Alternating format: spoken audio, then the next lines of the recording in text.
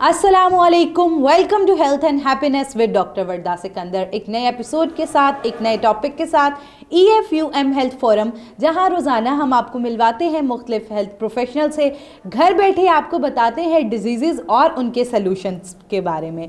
तो डॉक्टर जोहा हमारे साथ पहले भी हमारे फोरम पे बहुत सारे टॉपिक्स पे बात कर चुकी हैं, तो आज फिर हमारे साथ डॉक्टर जोहा EFUM हेल्थ फोरम से मौजूद हैं। तो आज हम जिस टॉपिक पे बात करने जा रहे हैं, जहां हम जिक्र करते हैं ह्यूमैनिटी का, वहाँ पे फीमेल हेल्थ जो है वो बहुत ज़्यादा ज़रूरी है। प्रेगनेंसी एक ऐसा टाइम पीरियड होता है, जितनी हेल्दी प्रेगनेंसी होती है उतना हेल्दी जो है वो बेबी की बर्थ होती है, और इतना बेहतर जो है वो बच्चा थ्रू द लाइफ साइकिल बेहतर सरवाइव कर सकता है। तो हम डॉक्टर जोहा से प्रेगनेंसीज की सीरीज़ पे बात करेंगे कि पहले ट्राइमेस्टर में क्या करना चाहिए, दूसरे ट्राइमेस्टर में क्या मसाइल हो सकते हैं, तो किस तरह हम ओवरऑल अपनी प्रेगनेंसी केयर जो है उसको कर सकते हैं। Welcome to the show doctor Joha, how are you? मैं ठीक, आप सुनाएं। परफेक्ट। डॉक्टर जोहा, पहले तो आप हमें थोड़ा सा बताएं प्रेगनेंसी के बारे में। प्रेगनेंसी केयर जब भी हम बात कर रहे होते हैं, हम उसे डिवाइड कर देते हैं प्रीनेटल, एंटीनेटल और पोस्टनेटल केयर में। जब हम प्रीनेटल केयर की बात करते हैं तो उसमें हम ये देखते हैं कि बिफोर कंसीविंग एक जो फीमेल है उसको क्या केयर करनी चाहिए। एंटीनेटल, जब आपने कंसीव कर लिया, वहाँ से लेके फर्स्ट वीक से लेके लास्ट वीक तक या फर्स्ट मंथ से लेके 9th मंथ तक आपने क्या करना है, क्या केयर होनी चाहिए, आपको किस तरह डॉक्टर के पास जाना चाहिए, क्या मसाइल हो सकते हैं और आपने उससे कैसे डील करना है, ये आ जाता है एंटीनेटल केयर में। और फिर आ जाता है पोस्टनेटल केयर। ऑब्वियसली जब आपने डिलीवर कर दिया बेबी को, उस टाइम पे भी आपको केयर की ज़रूरत है, बेबी को केयर की ज़रूरत है। तो ये हमारे पास 3 स्टेजेस आ जाती हैं, prenatal, postnatal and antenatal care. आपने बात की प्रीनेटल की, तो प्रीनेटल जो है उसमें क्या क्या प्रिवेंटिव मेजर्स होनी चाहिए, किस तरह हम केयर कर सकते हैं? प्रीनेटल केयर में हमारे पास ये होता है कि आपने सबसे पहले तो आपकी प्रेगनेंसी जो है वो प्लान्ड होनी चाहिए।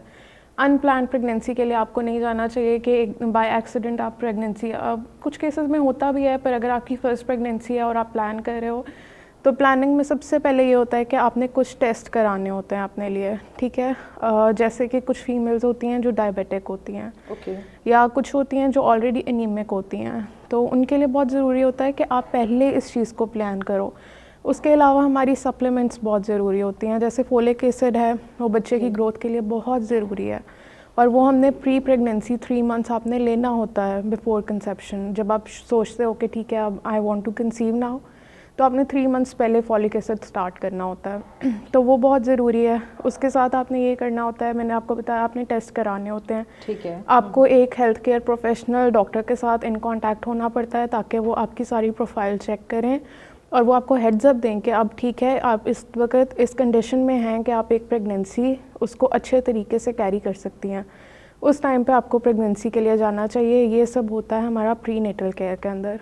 ओके, अगर बात की जाए अब एक फ़ीमेल ये तमाम हेल्दी प्रिवेंटिव मेजर्स फॉलो करते हुए प्रेग्नेंट हो गई है, तो जैसे कि आपने बात की 3 ट्राइमेस्टर्स होते हैं, तो हमें बताएं फर्स्ट ट्राइमेस्टर। और एक चीज़ मैंने स्किप भी की कि हमें इन्फेक्शन स्क्रीनिंग करनी होती है। रुबेला की स्क्रीनिंग बहुत ज़रूरी होती है प्रीनेटल केयर के अंदर। उसमें ये होता है कि आपने रुबेला की स्क्रीनिंग, वैसे तो हम सबको वैक्सीनेशन हुई होती है और मोस्टली वुमेन जो हैं वो इम्यून होती हैं, पर कहीं किसी केस में ऐसा भी होता है कि वो आपकी इम्यूनिटी डेवलप नहीं हुई होती, तो वो भी बहुत ज़रूरी है ताकि फीटस को आगे जाके कोई इशू ना हो। तो इसलिए आपकी रुबेला स्क्रीनिंग भी प्रीनेटल चेकअप के अंदर आ जाती है और प्रीनेटल केयर के अंदर आ जाती है। Okay, all right. अगर बात की जाए फर्स्ट ट्राइमेस्टर की, तो फर्स्ट ट्राइमेस्टर का ड्यूरेशन कितना होता है और फर्स्ट ट्राइमेस्टर में क्या क्या जो है फर्स्ट ट्राइमेस्टर में बेसिकली आपके फर्स्ट, सेकंड और थर्ड मंथ्स आ जाते हैं। आप फर्स्ट वीक से लेके 12 वीक्स तक उसको काउंट करते हो, ठीक है। और उसमें ये होता है कि आपने फिर उस ट्राइमेस्टर की बहुत ज़्यादा इंपॉर्टेंस इसलिए है कि वो बेसिस होती हैं आपकी फीटल डेवलपमेंट की। उस ट्राइमेस्टर के अंदर आपका बेबी डेवलप कर रहा होता है। बाकी दोनों ट्राइमेस्टर में डेवलपमेंट कम हो जाती है, ग्रोथ ज़्यादा हो जाती है। आपका हार्ट डेवलप होना है, ब्रेन डेवलप होना है, वो सब आपका फर्स्ट ट्राइमेस्टर में होता है, तो इसलिए उसकी बहुत ज़्यादा इम्पोर्टेंस है। अगर जो है वो प्रॉपर केयर ना की जाए तो क्या क्या कोई कॉम्प्लिकेशंस हो सकती हैं या किस तरह के? बिल्कुल, अगर आप केयर नहीं करें, जैसे मैंने कहा कि आपको फोलिक एसिड शुरू करना पड़ता है। अर्ली मिसकैरेजेस जो होते हैं हमारे पास, वो आते ही फर्स्ट ट्राइमेस्टर के अंदर हैं, और उसका सबसे मेन और बड़ी रीज़न ये हो रही होती है कि हमने अपने टेस्ट नहीं कराए होते, और दूसरी सबसे मेन जो थी वो क्रोमोसोमल एबनॉर्मेलिटीज़ होती हैं, उसके लिए भी स्क्रीनिंग होती हैं, पर उसका इतना ज़्यादा कॉन्सेप्ट यहाँ पे अभी नहीं है। पर क्योंकि फ़र्स्ट प्रेगनेंसी है तो कोई भी उस तरफ सोच नहीं रहा होता, फिर भी आप कुछ चीज़ें हैं जिन्हें आप प्रिवेंट कर सकते हो।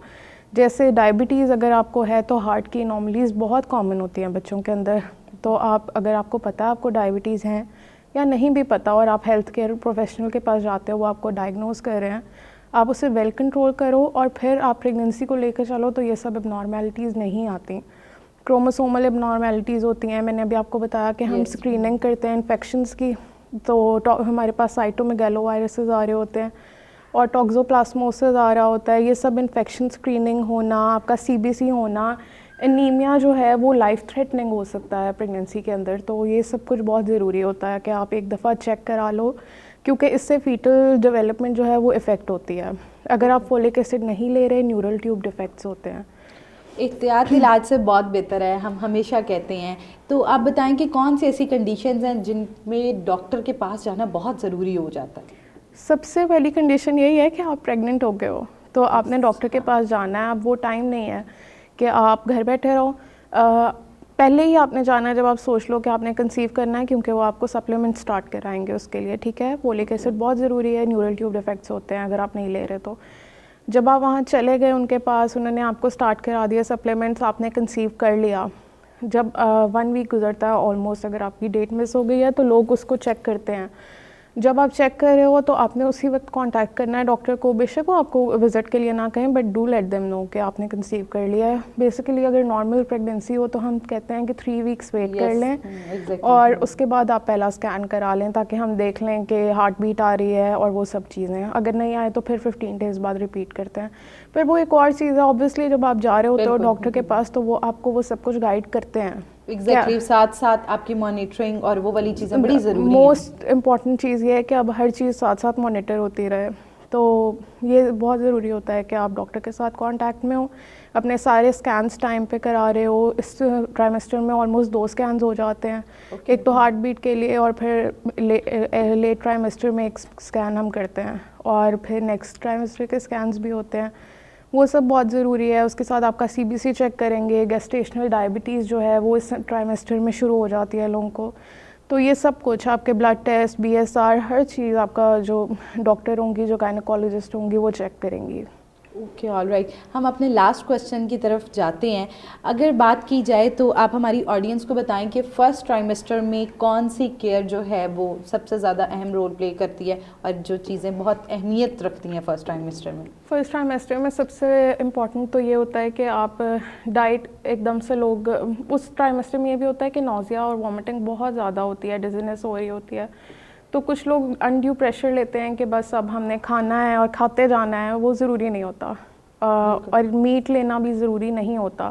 जो आपका फर्स्ट ट्राइमेस्टर है उसमें आपकी बॉडी को कार्बोहाइड्रेट्स की ज़्यादा ज़रूरत होती है, तो आप फ्रूट्स ले रहे हो, वेजिटेबल्स ले रहे हो, या जो भी आपका दिल कर रहा है आप थोड़ा बहुत ले रहे हो। ज़्यादा खाने की ज़रूरत नहीं है आपको, और मीट ज़्यादा खाने की बिल्कुल ज़रूरत नहीं है कि कई लोग ख़ुद को पुश कर रहे होते हैं कि मीट खाना है ये वो। हाँ, अगर आपको डायबिटीज़ है तो फिर आप कार्ब्स कंट्रोल करोगे, अदरवाइज अदर देन दैट आप सारे हेल्दी हेल्दी और जो आपका दिल करे आप ले सकते हो।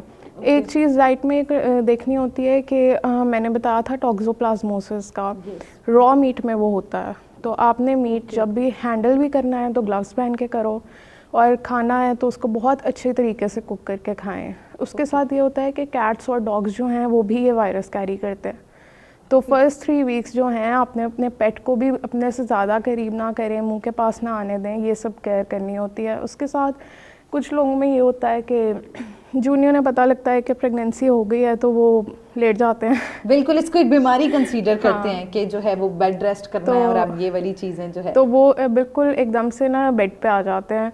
उसकी बिल्कुल भी कोई ज़रूरत नहीं होती, there is no need for that at all. आप आराम से रहो, जैसे आपकी नॉर्मल ड्यूटीज़ आप कर रहे थे, जॉब कर रहे हो, घर के काम थोड़े बहुत, ये नहीं कह रही कि विगरस एक्सरसाइज शुरू कर दो, भागना शुरू कर दो, बट अपनी नॉर्मल रूटीन को कंटिन्यू करो ताकि आपकी ब्लड सर्कुलेशन भी सही रहे। It's not an illness.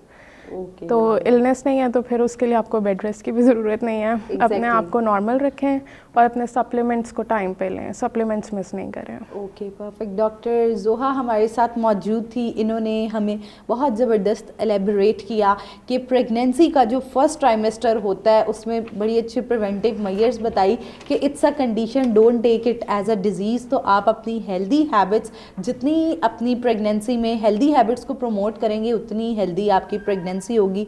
अगर आप भी प्रेगनेंसी फ़ेस कर रहे हैं या आपका प्रीनेटल फेज़ है और आपको कोई कॉम्प्लिकेशंस आ रही हैं, तो आपको चाहिए अपने करीबी डॉक्टर को कंसल्ट करें। और अब आप घर बैठे हमारे EFU फोरम पर मौजूद कंसल्टेंट्स को भी कंसल्ट कर सकते हैं। अगर आपका इस टॉपिक से मुतल्लिका कोई भी सवाल है तो आप कॉमेंट सेक्शन में हमसे पूछ सकते हैं। तब तक अपनी सेहत का ख्याल रखिए, मिलते हैं एक नए एपिसोड के साथ। अल्लाह हाफ़िज़।